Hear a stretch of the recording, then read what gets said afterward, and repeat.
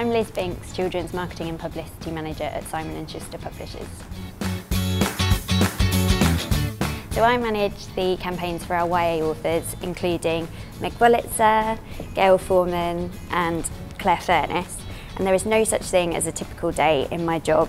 So I could be filming a book trailer one day, out on tour with an author the next. So I love both strands of my job. So the marketing side is all about thinking strategically, thinking about reaching my target audience and which channels to use, whereas the PR side is more about building strong relationships with authors, agents, journalists and readers. I do often have to work weekends if there's author tours or festivals, and I'm constantly working to tight deadlines, but I absolutely love it and wouldn't want to be doing anything else. So I think the best thing about my job is that I get to read amazing YA manuscripts before anyone else.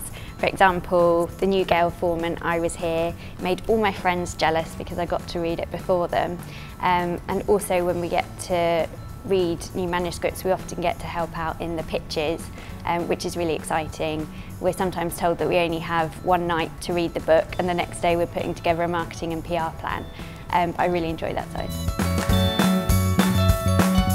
So I would say the worst thing about my job is when you spend ages pitching a book to journalists in the hope of getting some review coverage and you get absolutely no reply, and that's quite disappointing. So I've always loved reading and copywriting and knew from quite a young age that I wanted to work in a creative industry. I studied English and French at Nottingham University and was fortunate to get my first job at Penguin Books, where I worked as a marketing assistant. I'd actually always seen myself as an editor, and I think most people probably do. So I gave that a go, but felt that my skills were more suited to marketing and PR.